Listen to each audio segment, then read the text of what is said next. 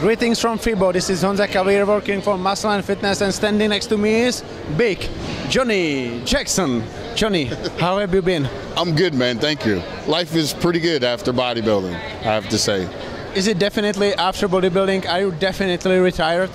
Yeah, of course I miss it a whole lot, and I think about it quite a bit, and I'm healthy and I would love to do it, but I'm so swamped in life right now, work-wise, that I mean, you have to dedicate yourself, and you totally got to be focused on you know, competing if that's what you want to do. And I know for a fact I don't have that time.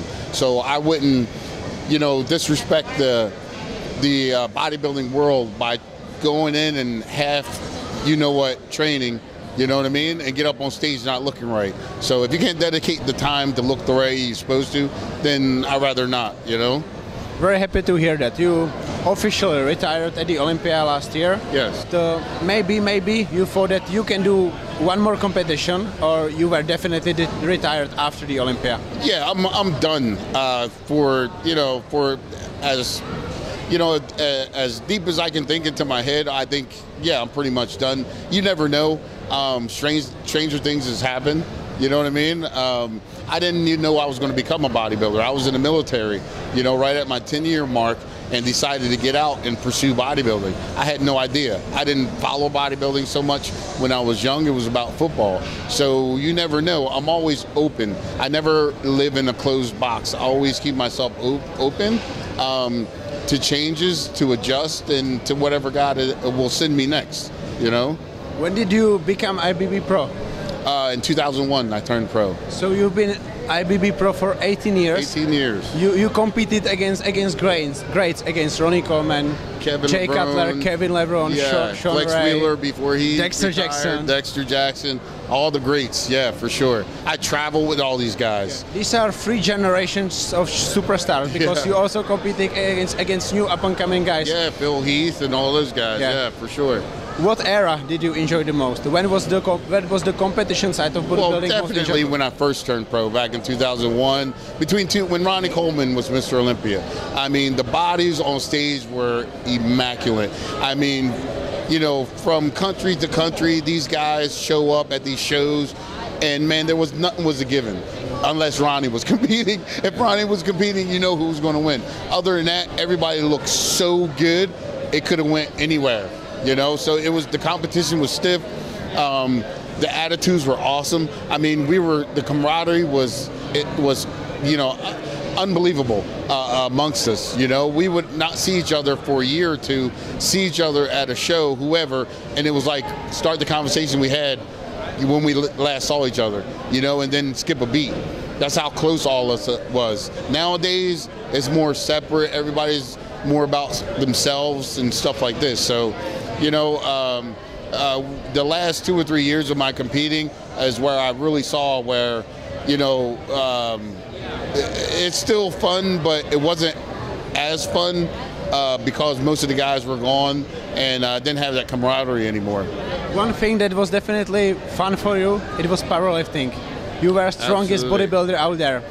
What was it like for you to be one of the best bodybuilders and also the strongest one? You know, it's crazy because I wasn't trying to be. Honestly, I wasn't trying to be. Matter of fact, I was signed with Muscular Development, and it was 2006. And Steve Blackman, the owner, we were doing a photo shoot, and he was there. And I was doing 405 upright rows at the time. And he looked, he was like, oh my God, you must be the strongest bodybuilder. And I was like, yeah, I don't know about that. And then pretty much it stuck. After that, he put it in the, you know, magazine, and then it just went from there. And then, you know, 2009, Robin Chang added that into the Mr. Olympia, the world's That was cool, right? Yeah, it was definitely cool. I still wasn't sure whether I was going to do it or not, but it was the year my daughter was born, Georgia. So I was having a rough time because I was like, you know, trying to compete and try to be home too, and it really wasn't working out. That's why I say now you really have to dedicate yourself, because I've been there where I couldn't really dedicate myself totally into it, and it didn't turn out too great, you know? So that year I was really struggling, and so when that opportunity came up, I took it. I was like, cool, I can stop competing and beating myself up, trying to make up and make myself look right, and just relax, eat, and go do what I love to do, just lift heavy. So it really worked out really well in 2009 doing that. With the guys you were competing against these times, if you weren't 100%, you just couldn't have to step on the stage because they would crush you, right? Absolutely, these days. Yeah, you have to be, yeah, for sure. If you see the bodies, then yeah, for sure you would have to, you know, totally dedicate 100% to the cause to look like you're supposed to. 18 years as a professional bodybuilder. Which show do you have the best memories for? Well, of course, well, I would say the 2006 Montreal Pro, because it was my first win.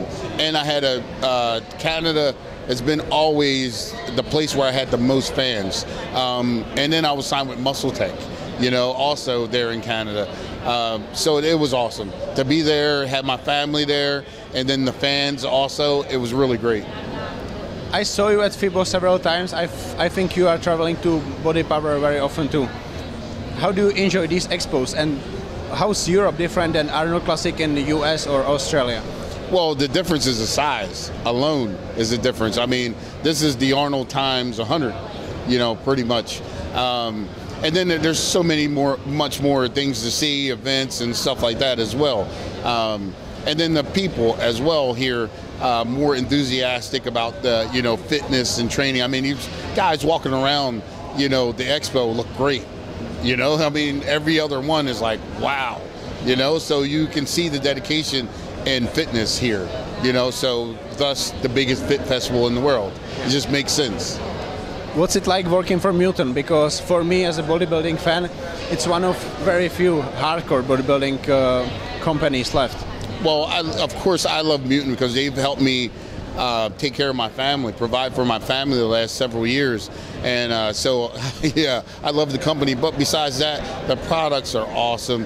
The protein is the best protein that you can get out there, taste-wise, nutrition-wise as well. You know, it's pretty amazing. And a lot of people who don't know, and I, you know, give them, you know, a sample or something like to try, and they're just blown away, and they don't go back to anything else. So if you haven't tried it, I would definitely try it, because I'm pretty sure you'll put it in your repertoire of things to do to get your body right. One last question. You are retired, but do you still have time to train with Branch Warren and go back in memories and just train hard in Metroflex gym? You know, he's pretty much in the same position I am. We work every day.